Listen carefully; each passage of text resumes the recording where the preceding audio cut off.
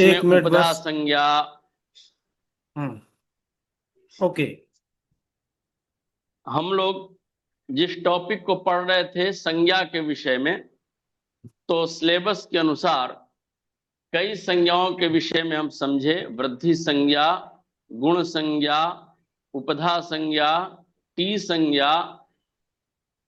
अभी वर्तमान में हम लोग प्रातिपदिक संज्ञा के विषय में पढ़ेंगे।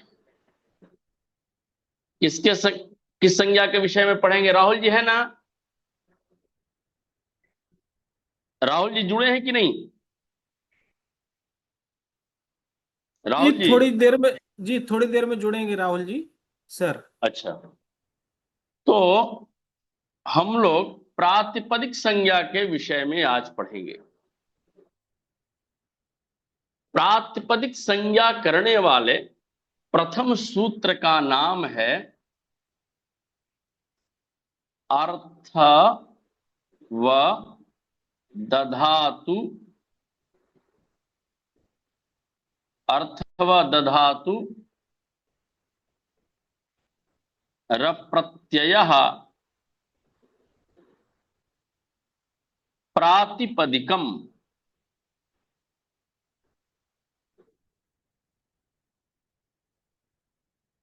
बच्चे सबको दिखाई दे रहा है ना? हाँ सर, दिखाई दे रहा है। कल और हम इसको व्यवस्थित करेंगे।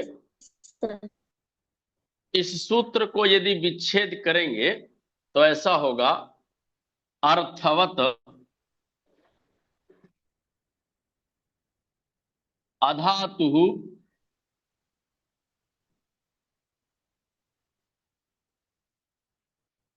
अप्रत्ययः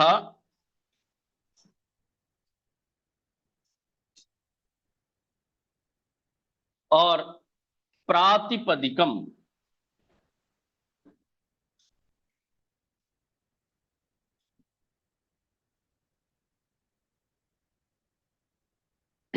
ये प्रातिपदिक संज्ञा करने वाला प्रथम सूत्र है। यह सूत्र क्या कहता है कि अर्थवान जो शब्द स्वरूप, जिस शब्द का कोई अर्थ हो, उसकी प्रातिपदिक संज्ञा होती है। जो शब्द हो अर्थ वाला हो। आप लोगों के लिए पढ़ा रहे हैं, केवल परीक्षा के लिए नहीं, तो इसकी व्याख्या भिन्न है। आप लोगों के लिए पढ़ा रहे हैं कि क्या होना चाहिए शब्द को। पहली शर्त है प्रातिपदिक संज्ञा होने के लिए अर्थवान होना चाहिए, उस शब्द का कोई न कोई अर्थ होना चाहिए। ऐसे जो शब्द होंगे उसकी प्रातिपदिक संज्ञा होगी। लेकिन उस अर्थवत में ये दो विशेषण और है। क्या क्या है? वह जो अर्थवान अर्थ वाला शब्द होगा उसको धातु नहीं होना चाहिए। क्या होना चाहिए? धातु नहीं होना चाहिए, धातु भिन्न होना चाहिए। आप लोग पढ़े होंगे, भू सत्तायाम एध वृद्धौ स्पर्ध संघर्षे। जैसे गच्छति का गम धातु है, पठति में पठ धातु है, वो धातु नहीं होना चाहिए। दूसरा, प्रत्यय नहीं होना चाहिए। प्रत्यय, प्रत्यय भिन्न होना चाहिए।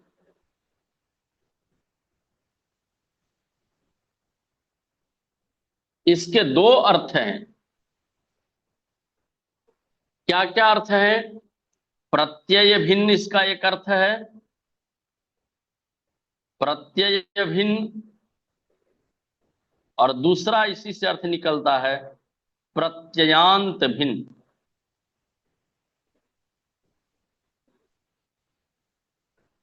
ऐसे जो शब्द होंगे उसकी प्रातिपदिक संज्ञा होगी। इसको हम एक लाइन में अर्थ के रूप में आप लोगों को लिख के मिटाएं। कोई बोलिए, मिटाएं? हाँ सर।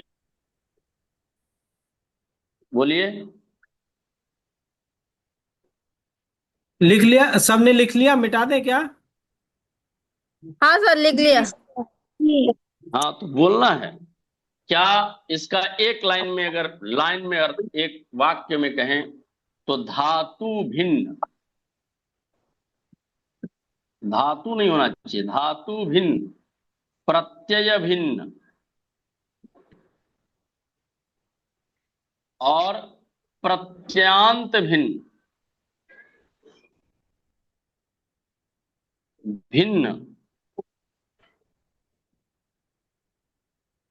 अर्थवान शब्द स्वरूप की, प्रत्यय भिन्न अर्थवान, अभी आपको बताएंगे। अर्थवान शब्द स्वरूप शब्द की प्रातिपदिक संज्ञा होती है,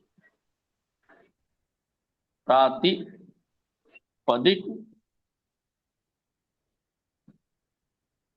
संज्ञा होती है। जैसे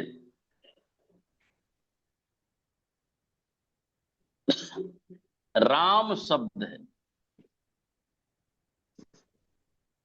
यह राम शब्द क्या, अगर कोई पूछे लोक व्यवहार में राम मतलब क्या, तो सीधा सीधा अर्थ जाता है राम मतलब दशरथ का पुत्र। किसका पुत्र? दशरथ का जो पुत्र थे बड़े, उनका नाम राम था। तो यह राम शब्द का अर्थ है कि नहीं? क्या अर्थ है? दशरथ के पुत्र।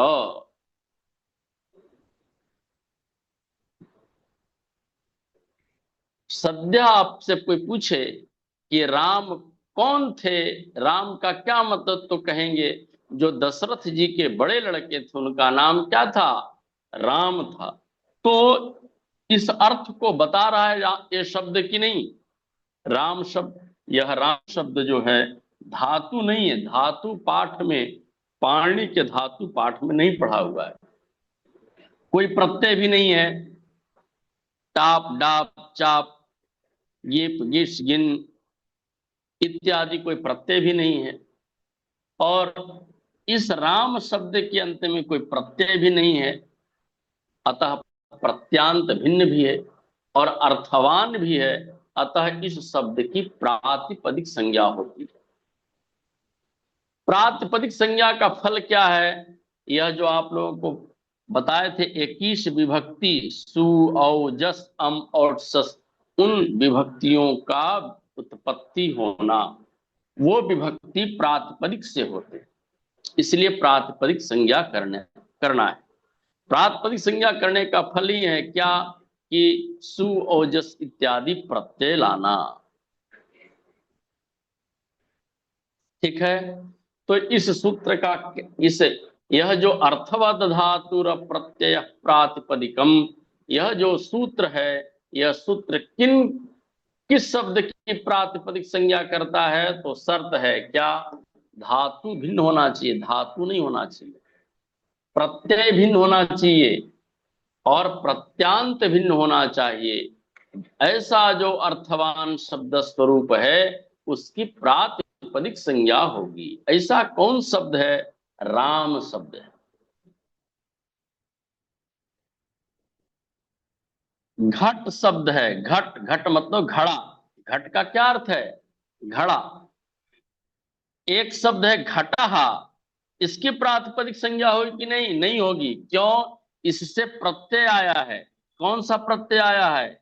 घट से सु प्रत्यय आया है तो बना है घटा। अतः यह शब्द तो है लेकिन क्या है? प्रत्यय है अंत में। तो क्या नहीं है? धातु भिन्न तो है लेकिन प्रत्यांत भिन्न नहीं है। प्रत्यय अंत में सु, प्रत्यय जिसके अंत में उसको कहते हैं प्रत्यांत। तो यह प्रत्यांत भिन्न नहीं है, अपितु प्रत्यय है अंत में। अतः इस शब्द की, घटा शब्द की प्रातिपदिक संज्ञा नहीं है, केवल घट की होगी। क्यों? घट से कोई प्रत्यय नहीं आया है। आया?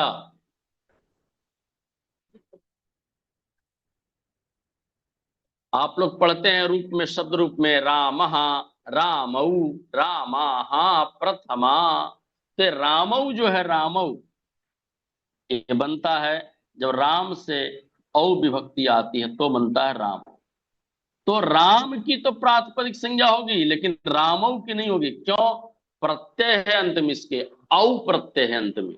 अतः प्रत्यांत भिन्न नहीं है, अपितु प्रत्यांत ही है।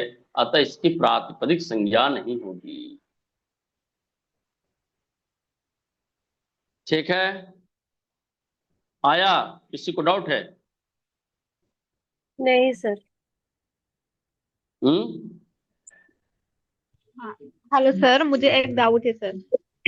हाँ, तो 21 प्रत्याहार में से नहीं आएगा ना सर? 21 प्रत्याहार मतलब 21 जो विभक्ति है।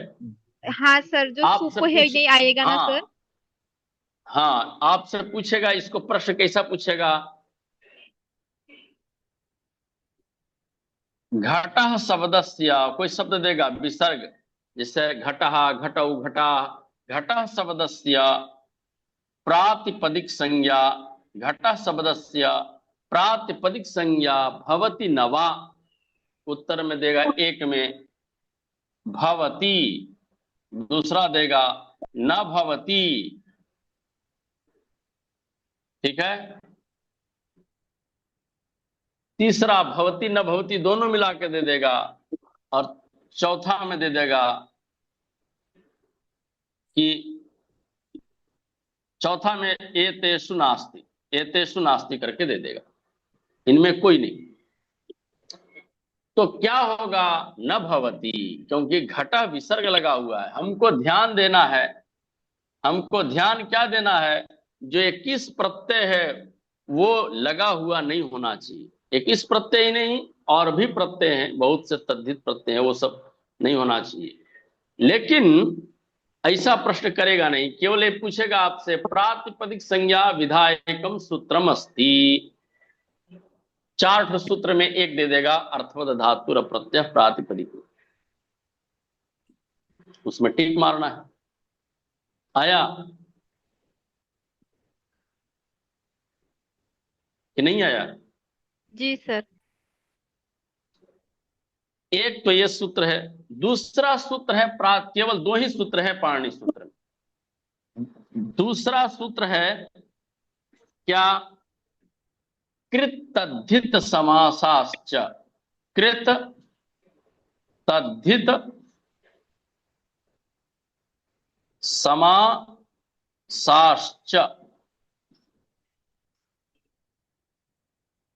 ये भी प्रातिपदिक संज्ञा करता है। ये क्या करता है?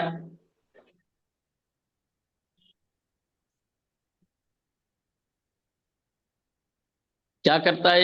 ये भी प्रातिपदिक संज्ञा का विधान करता है।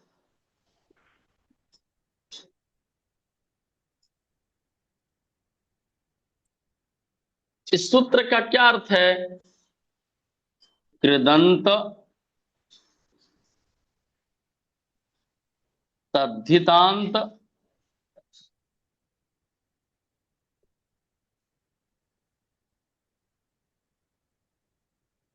और समास, और समास की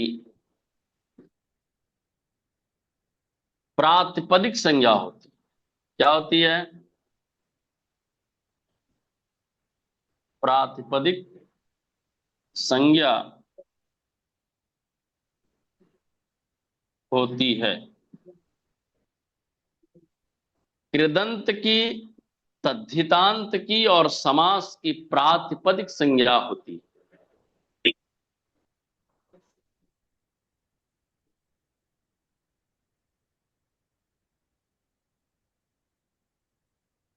देखिए, सर स्क्रीन एक नहीं दिखा रहा है। कृदंत दिखाई दे रहा है, हाँ सर अब। कृदंत, तद्धितांत और समास की प्रातिपदिक संज्ञा होती है।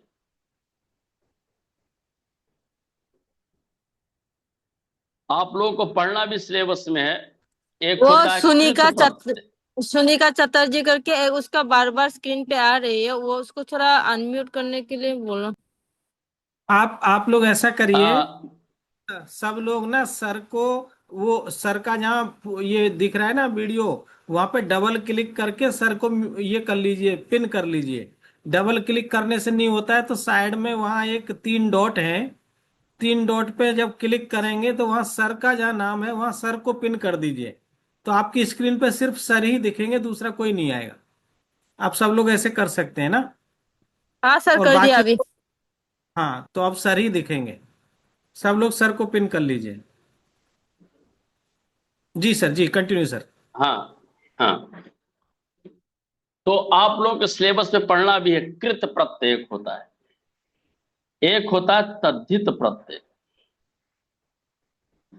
और एक समास भी आप लोगों को पढ़ना है। थोड़ा थोड़ा इसमें अभी बताते हैं। कृत प्रत्यय जिसके अंत में होता है उसको कहते हैं कृदंत। क्या कहते हैं? कृदंत। कृत प्रत्यय जिसके अंत में हो उसको क्या कहते हैं? कृदंत। तद्धित प्रत्यय जिसके अंत में उसको कहते हैं तद्धितांत।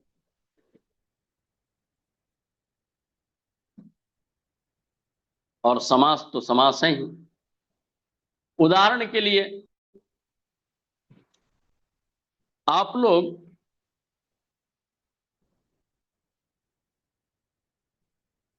प्रसिद्ध है शब्द है कारकहा। यह जो शब्द है ये कैसे बना है?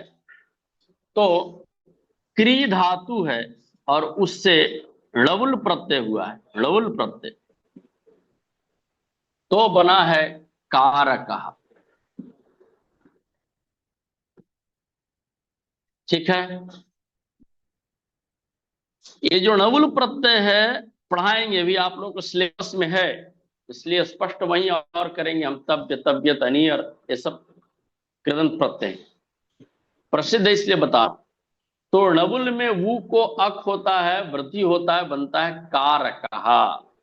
यह जो कारक है ये णवुल प्रत्यंत में है, अतः यह कारक शब्द जो है वो कृदंत है। क्या है ये? कृदंत है।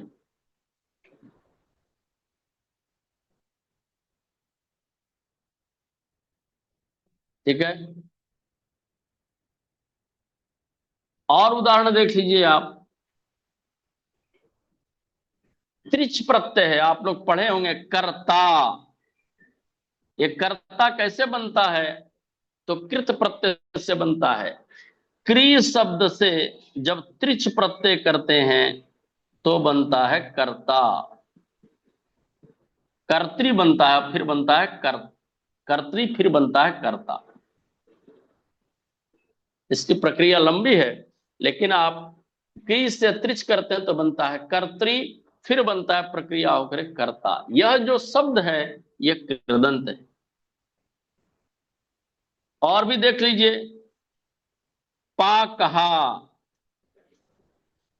पच धातु से णवुल प्रत्यय जब करते हैं तो बनता है पाक, और फिर होता है विसर्ग के पाका। यह जो शब्द है कारक, कर्त्री, पाक, यह शब्द जो है सब क्या है? कृदंत है। कृत प्रत्यय है अंत में। कारक में णवुल प्रत्यय कृत प्रत्यय अंत में है, कर्त्री में त्रिच प्रत्यय अंत में है, पाक में णवुल प्रत्यय अंत में है, अतः ये सब कृत प्रत्यय हैं। तो कृत प्रत्यय अंत में होने के कारण कृदंत कहलाता है। इन कृदंतों की प्रातिपदिक संज्ञा करके क्या लाते हैं? एकत्व की विवक्षा में सुविभक्ति, द्वित्व की विवक्षा में औविभक्ति, बहुत्व की विवक्षा में जस विभक्ति, 2100 प्रत्यय आते हैं। आप कहेंगे कि उससे क्यों नहीं कर दिए आप, क्योंकि प्रत्यय अंत में बैठा था। वो कहता है पीछे वाला सूत्र, प्रत्यय भिन्न होना चाहिए, प्रत्यांत भिन्न होना चाहिए। यहाँ तो कृष्ण डबल प्रत्यय है तो कारक बना, इस कारक की प्रातिपदिक संज्ञा उस सूत्र से अर्थवत से नहीं हो सकता, क्योंकि कारक में डबल प्रत्यय है अंत में, तो प्रत्यांत ही है, प्रत्यांत भिन्न नहीं है, प्रत्यांत से अलग नहीं है। अतः उस सूत्र से काम नहीं चला, इसलिए पाणिनि ने द्वितीय सूत्र बनाया। अतः कृदंत की, तद्धितांत की और समास की प्रातिपदिक संज्ञा ये सूत्र करता है। तद्धितांत की देख लीजिए आप, तद्धित प्रत्यय है। आप लोग प्रसिद्ध सूत्र है तद्धित का, तस्यापत्यम, अपत्य अर्थ में, पुत्र अर्थ में, पुत्र के अपत्य को पौत्र कहते हैं। तो कैसे बनता है वो, तो तद्धित प्रत्यय भी आप लोगों को पढ़ना है, वहां स्पष्ट और बताऊंगा, अभी केवल उदाहरण दे रहा हूं। पुत्र से जब अण प्रत्यय करते हैं तो बनता है पौत्र, पुत्र के लड़का को पौत्र कहते। यह जो पौत्र शब्द है यह तद्धित प्रत्यय, तद्धित कौन सा प्रत्यय, अण प्रत्यय। यह जो पौत्र शब्द है यह अण प्रत्यय अंत में है। इस शब्द के अण प्रत्यय, कौन सा अण प्रत्यय, ये तद्धित का अण प्रत्यय, अतः पौत्र शब्द तद्धितांत है। अण तद्धित प्रत्यय अंत में होने के कारण यह तद्धितांत है। अतः इस तद्धितांत की प्रातिपदिक संज्ञा अर्थवत से नहीं हो सकता, अर्थवत धातु से। क्यों, क्योंकि प्रत्यय है अंत में, प्रत्यांत भिन्न नहीं, प्रत्यांत ही है। अतः इसकी प्रातिपदिक संज्ञा करने के लिए तद्धित ग्रहण किया, दूसरा सूत्र बनाया कृत तद्धित समासाश्च। उसी प्रकार समास है, आप लोग जानते ही हैं कि समास भी आप लोगों को पढ़ना है। और समास में जब बनाते हैं तो प्रयोग है राज्ञः पुरुषः, ये अलग अलग है। इसको एक में समस्त पद दोनों बनाएंगे तो बनता है राज पुरुषः, बनता है ना। इस राज पुरुष की प्रातिपदिक संज्ञा करनी है। यह राजपुरुष समास हो गया है। कौन समास है, षष्ठी तत्पुरुष समास है। अतः राजपुरुष की भी प्रातिपदिक संज्ञा करने के लिए क्या प्रातिपदिक करेंगे, राजपुरुष से प्रातिपदिक संज्ञा करेंगे तो विभक्ति 21 विभक्ति आएंगे आगे। अतः इसकी प्रातिपदिक संज्ञा करना अनिवार्य है। अतः इसके राजपुरुष शब्द की अलग अलग था, राज्ञा अलग, पुरुषा अलग, जो समास हुआ बताएंगे समास में हम, तो राज पुरुष बन गया। अतः इसकी प्रातिपदिक संज्ञा करने के लिए सूत्र में समास ग्रहण किया है। अतः राजपुरुष की भी प्रातिपदिक संज्ञा हो, इसीलिए सूत्र में समास ग्रहण किया और दूसरा सूत्र बनाया कृत तद्धित समासाश्च। आया, तो इसका शॉर्ट में दिमाग में क्या रखना है कि कृदंत की, तद्धितांत की और समास की प्रातिपदिक संज्ञा करने वाला सूत्र है कृत तद्धित समासाश्च। ठीक है, ये दो ही हाँ सर। पाणिनि के सूत्र है, स्पष्ट है ना। अब वो जब कृदंत प्रत्यय पढ़ाऊंगा तो और यहाँ स्पष्ट होगा, सब यही बता देंगे तो गड़बड़ आ नहीं पाएगा। फिर तद्धित प्रत्यय जब पढ़ाएंगे आपको हम तो वहां पूरा बताएंगे। समास पढ़ाएंगे तो केवल इतना ध्यान में रखे रहिए कि कृदंत की, तद्धितांत, तद्धित प्रत्यंत वाले वर्ग शब्द की, कृत प्रत्यय जिसके अंत में हो ऐसा शब्द की, ऐसे शब्द की और समास की प्रातिपदिक संज्ञा कृत तद्धित समासाश्च सूत्र करता है। और कौन सा बच गया था प्राप्त, और कौन सा बच गया था संज्ञा में, बताइए।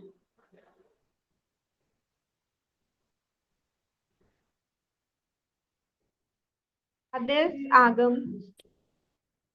आदेश और आगम। 1 मिनट, 1 मिनट आप लोग लाइन पर ही रहिए, मैं आ रहा हूं।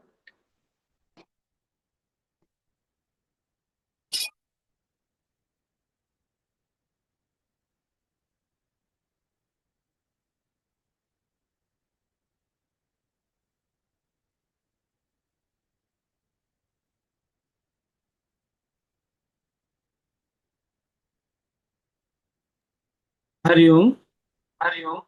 मेरी आवाज आ रही है? जी सर। हाँ, अभी ना ये क्लास हमारी लगभग 6-7 मिनट बाद, 6 मिनट बाद ये अपने आप बंद हो जाएगी। उसके बाद हम दूसरा लिंक भेजेंगे, है ना, ग्रुप में। आप उस जी लिंक सर। से जुड़िएगा, क्योंकि आजकल जूम ऐप ने क्या किया है, 45 मिनट देता है वो। 45 मिनट के बाद अपने आप ही वो जो है ये हो जाता है, बंद हो जाता है। तो हम दूसरा लिंक भेजेंगे, और वो लिंक साइना आप भेज पाओगे? सर मुझे जो अच्छे से नहीं पता। ओके, मैं कोशिश, और कोई किसी को पता है तो कोई और भेज सकता है, क्योंकि मैंने ये जिस लिंक क्रिएट किया है, तो मैं 8 मिनट बाद दूसरा लिंक क्रिएट कर सकता हूँ इसको बंद होने के बाद, ठीक इसलिए। सर, मैं थोड़ा कोशिश करके देख सकते हो। हाँ, उस पर देखना कोशिश करके, वो उस पर क्लिक करने से ना, वीडियो पर क्लिक करने से हो जाएगा। सर अभी क्या पाँच क्या मिनट हुआ बाद सर? दूसरा 5 मिनट बाद ये मीटिंग बंद हो जाएगी, क्योंकि फोर्टी हम्म, फाइव मिनट का ही होता है। तो दूसरा लिंक भेजेंगे हम ग्रुप में, और उसमें सब लोग जुड़ जाएंगे तुरंत। ठीक है, ठीक है। जी। अभी चलेगा ना सर? जी। जी सर, ओके, कंटिन्यू। हम्म, हम्म। अब आप लोगों को समझना है आगम। सर आदेश, आगम, संप्रसारणम और प्रत्याहार रह गए सर। प्रत्याहार, प्रत्यय, अच्छा ठीक है। हम आपको पहले संप्रसारण बताते हैं। जो शॉर्ट शॉर्ट है वो संप्रसारण संज्ञा, उसका एक ही सूत्र है, इज्ञण संप्रसारणम। इज्ञण संप्रसारणम, ये सूत्र है। संप्रसारण संज्ञा शॉर्ट में भी पूछ सकता है, संप्रसारण संज्ञा विधायकम सूत्रम अस्ति। कहा किम सूत्रम अस्ति? तो इज्ञण संप्रसारणम। ठीक है। जैसे इस सूत्र का पहले अर्थ लिख लीजिए। यण के स्थान पर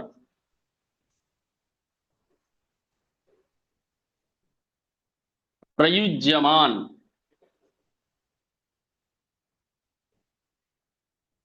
इक, इक मतलब इक प्रत्याहार, यण मतलब यण प्रत्याहार, यण के स्थान पर प्रयुज्यमान इक की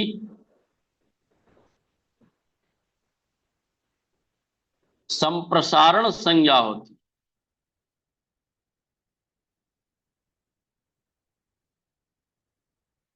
संप्रसारण संज्ञा होती है। देखिए इसमें यण जो है यण प्रत्याहार है। यण प्रत्याहार मतलब क्या? य, व, र और ल। इक मतलब क्या? तो इक मतलब ई, उ, री और ली। ठीक है। तो यण के स्थान पर प्रयुज्यमान जो इक, यण के स्थान पर प्रयोग होने वाला इक, देखिए य के स्थान पर कौन बैठेगा? ई। व के स्थान पर कौन बैठेगा? उ। र के स्थान पर कौन बैठेगा? री। और ल के स्थान पर क्या बैठेगा? ली। यह जो इक है यही संप्रसारण है। किसके स्थान पर बैठता है? तो य के स्थान पर ई बैठता है, व के स्थान पर उ आता है। अभी उदाहरण में बताएंगे। र के स्थान पर री और ल के स्थान पर री। यह जो इक है यही है क्या, संप्रसारण कहते हैं इसको। इसको क्या कहते हैं, संप्रसारण। ठीक है नहीं, क्या कहते हैं इसको, संप्रसारण कहते हैं। ठीक है,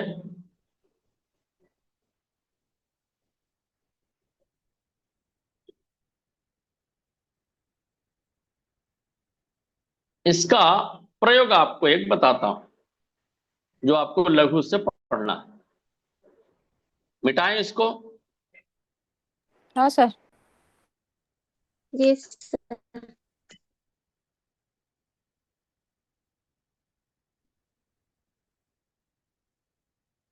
देखिए,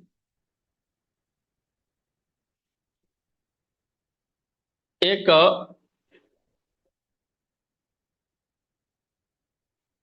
शब्द है